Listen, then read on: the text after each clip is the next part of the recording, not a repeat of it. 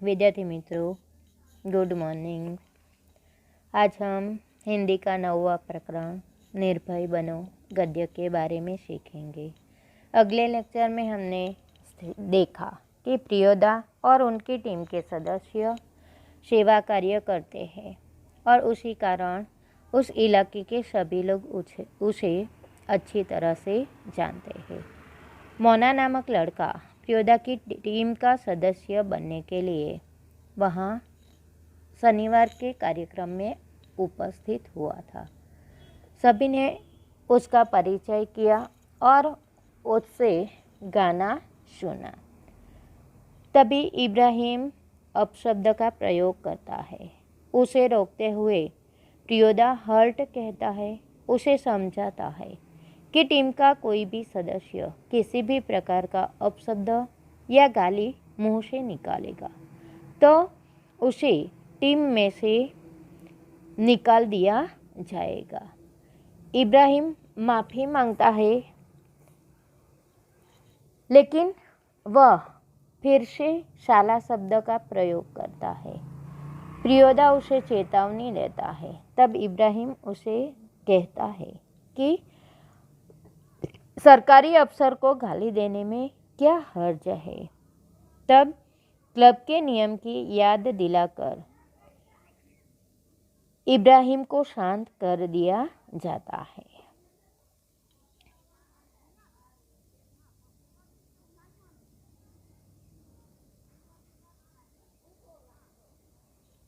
नहीं प्रियोदा, आप इब्राहिम को नहीं समझा सकेगा।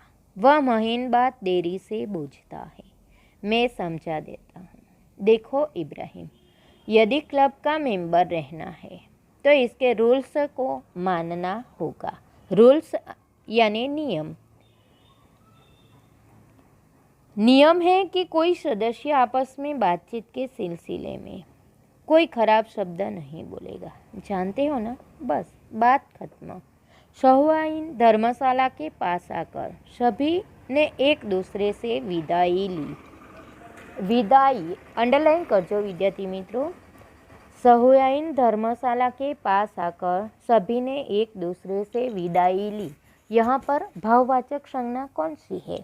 तो विदाई भाववाचक संज्ञा है। कालू ने कहा, मोना तू रास्ते में डरेगा, मैं जानता हूँ। चल मैं पहुँचा दूंगा। सब लोग वहाँ से अपने अपने घर जाने लगे। सभी ने शहुआइन धर्मशाला के पास आकर एक दूसरे से विदाई ली। इब्राहिम को समझा दिया गया कि अगर इस टीम में रहना हो तो टीम का रूल्स जो है उसे मानना होगा। मोना को उनके घर तक छोड़ने के लिए कालू ने कहा कि मोना तू रास्ते में डरेगा, मैं तुझे घर तक पहुंचा देता हूँ। प्रियोदा ने कहा, मोना डरता है, मैं उसे पहुंचा दूंगा, तू घर जा कालू। रास्ते में प्रियोदा चुप रहे। एक सुनी जगह पर आकर रुक गई। सड़क के दोनों ओर बड़े बड़े पीपल के पेड़, दोनों ओर बहुत दूर तक खंडहर और मैदान। पास के एक उजड़े हुए मकान की ओर इशारा कर प्रियोदा ने कहा, जानते हो इस घर में कभी मुर्दों की चीरफाड़ होती थी। विद्यार्थी मित्रों, यहाँ पर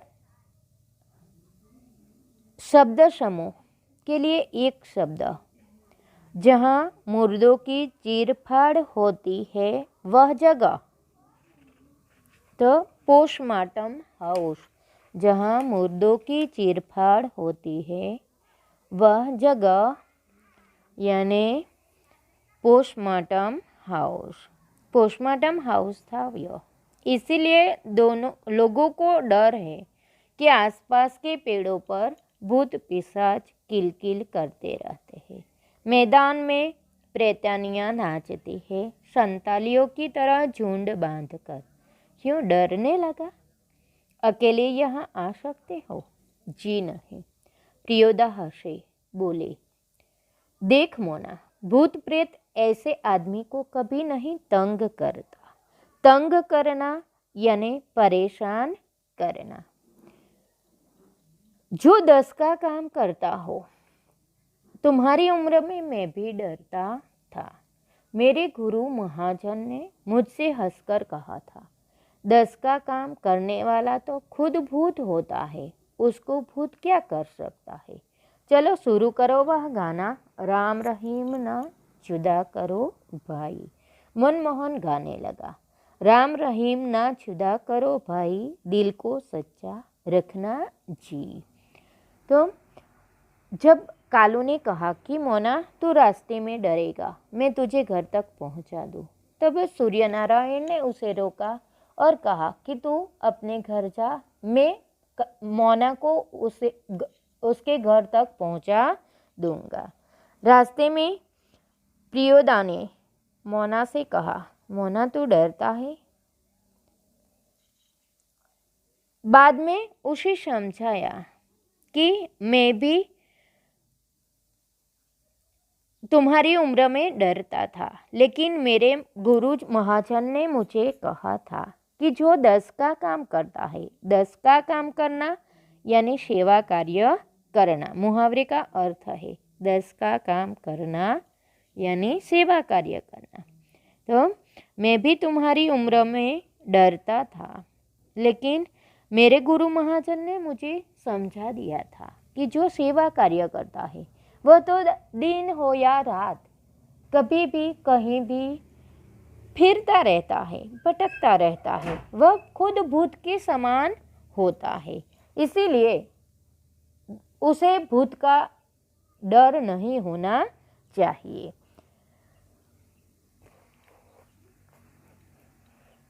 फिर मोना को वही गीत गाने के लिए कहा ताकि मोना का ध्यान उसी गीत में लीन हो जाए और उसका डर दूर हो जाए।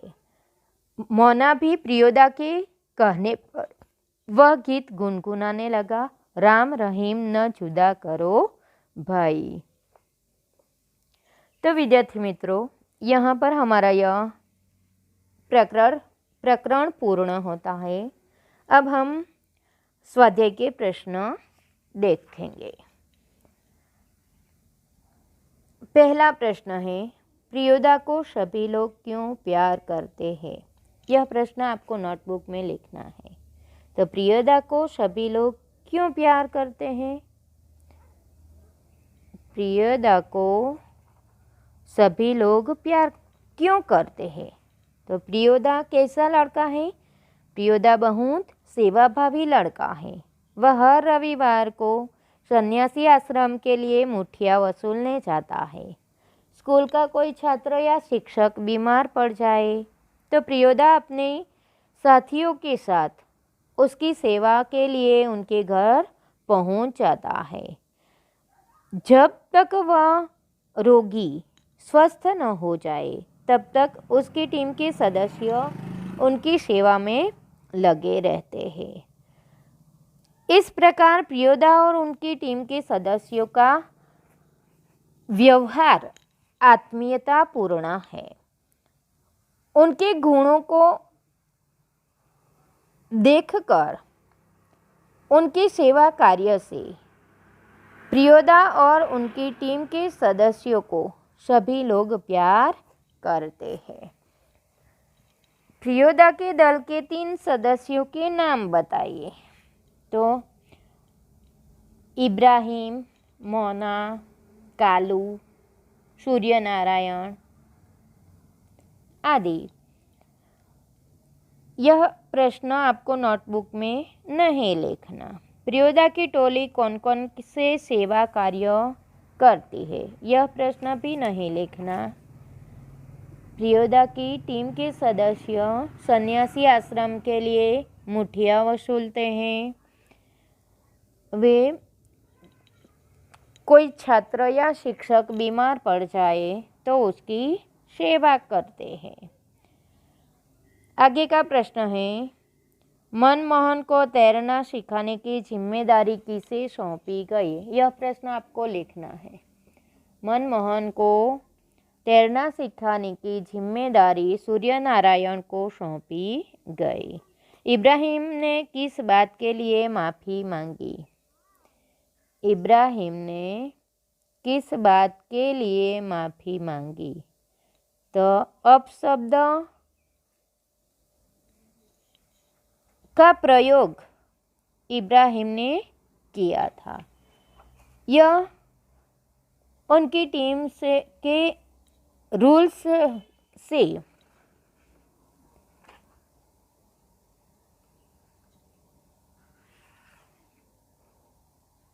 विपरीत था, इसीलिए इब्राहिम ने टीम के सदस्य से माफ़ी मांगी। अब शब्द न बोलने के बारे में क्लब का क्या नियम था? तो अब शब्द न बोलने के बारे में क्लब का नियम था कि टीम का कोई भी सदस्य किसी भी प्रकार का अपशब्द या गाली बोलेगा तो उसे टीम में से निकाल दिया जाएगा। 10 से अधिक बार अपशब्द बोलने पर उसे क्लब में से निकाल दिया जाएगा। यह प्रश्न आपको नोटबुक में लिखना है। पहला,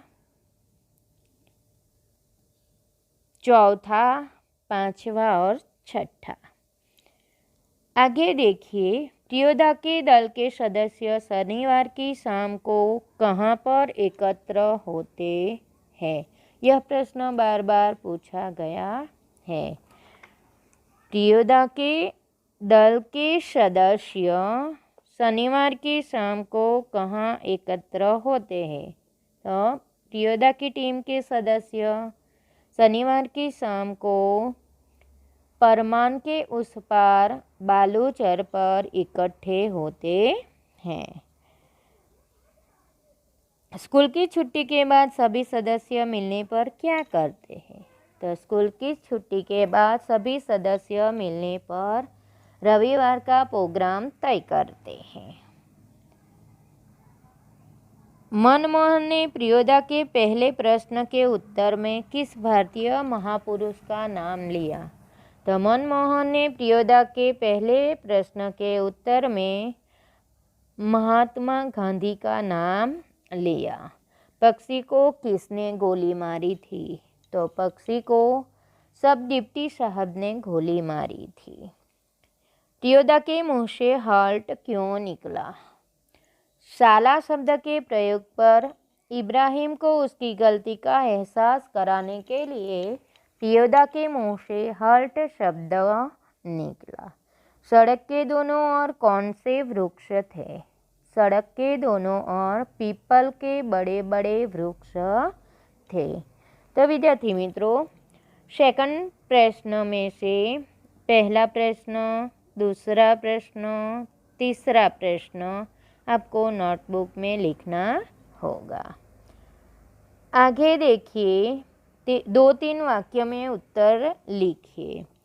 पहला प्रश्न है, कस्बे के अधिकांश लोग प्रियोदा और साथियों को क्यों पहचानते थे?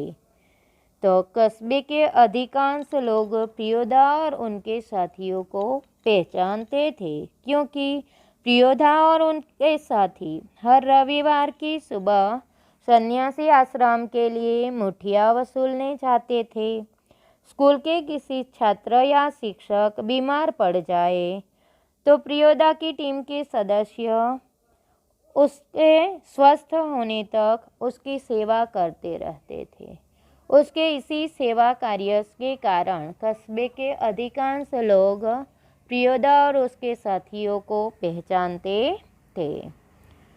बीजा प्रश्न, प्रियोदा की टोली शनिवार को स्कूल से छूटने के बाद क्या करती थी?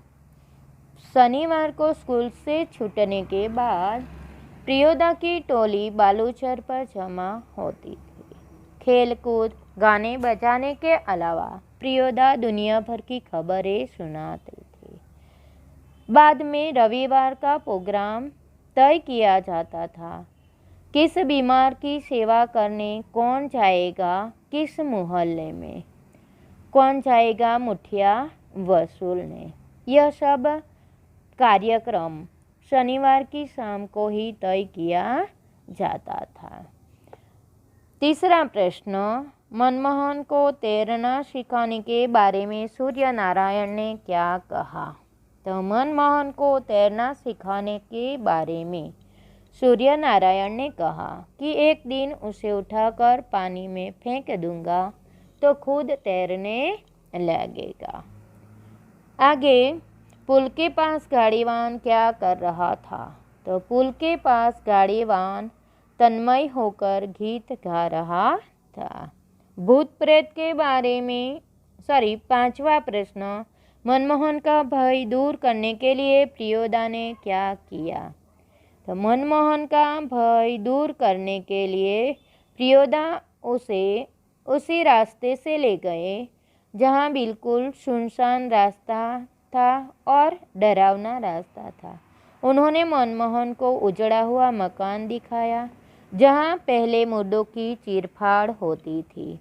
लोग मानते थे कि वहाँ आसपास के पेड़ों पर भूत पिशाच रहते हैं और प्रेतानियाँ झुंड बांधकर नाचती है। उसका भय दूर करने के लिए प्रियोदा ने उसे समझाया कि जो सेवा कार्य करता है उसे भूत प्रेत परेशान नहीं करते। बाद में उसे वही गीत गाने के लिए कहा जो उसने पहले दिन सुनाया था। भूत प्रियोदा की टोली रविवार को क्या कार्यक्रम होता था? प्रियोदा की टोली का रविवार को क्या कार्यक्रम होता था? तो रविवार को प्रियोदा की टोली निर्धारित मोहल्ले में मुठिया वसूलने जाती थी। इसी तरह टोली के कुछ सदस्य बीमार व्यक्ति की सेवा करने के लिए जाते थे। तो विद्यार्थी मित्रों, तीसरे प्रश्न में दूसरा प्रश्न बार बार पूछा गया है, पहला भी बार बार पूछा गया है। तीसरा 1, 2, 3 और 7वां, यह 4 प्रश्न आपको नोटबुक में लिखना होगा। सविस्तार समझाइए, यह प्रश्न आपको नोटबुक में नहीं लिखना है। 5वां प्रश्न है सही जोड़े मिलाइए। मनमोहन हैजे से डरने वाला। प्रियव्रत राय मैट्रिक का विद्यार्थी। सूर्य नारायण पहलवान। डिप्टी का अर्दली खचेड़ा અને परमान एक नदी। शब्द समूह के लिए एक शब्द दीजिए। दूसरे के किए हुए उपकार को मानने वाला। दूसरे के किए हुए उपकार को मानने वाला कृतज्ञ। कृतज्ञ।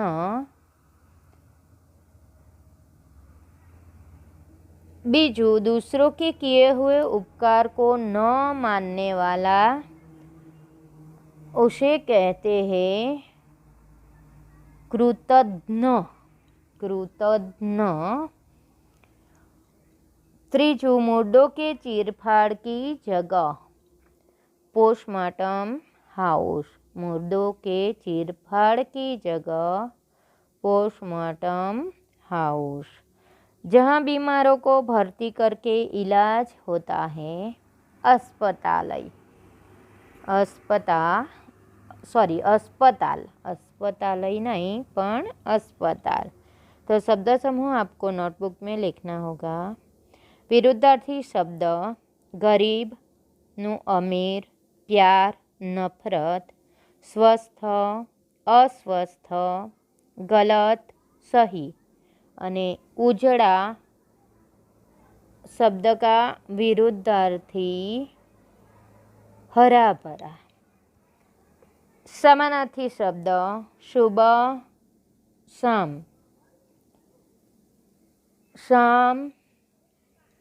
शाम शब्दનો શુભ શબ્દનો સમાનાર્થી પ્રભાત. શામ શબ્દનો સમાનાર્થી સાંજ, સંધ્યા. દલ શબ્દનો સમાનાર્થી ઝુંડ, સમૂહ. કમજોર શબ્દનો સમાનાર્થી દુર્બલ. આ શબ્દ પણ પૂછાય છે. મકાન શબ્દનો સમાનાર્થી घर, आवास. तो विद्यार्थी मित्रों, यह प्रश्न आपको नोटबुक में लिखना होगा। विरुद्धार्थी, समानार्थी, शब्द समूह, सही जोड़ मिलाइए, 2-3 वाक्य में उत्तर दीजिए, एक वाक्य में उत्तर दीजिए અને सविस्तर उत्तर दीजिए। यह सब प्रश्न जो मैंने आपको बताया है यह आपको नोटबुक में लिखना होगा। यहाँ पर हमारा यह लेक्चर पूर्ण होता है। घर पर रहिए, सुरक्षित रहिए। जय हिंद, जय भारत।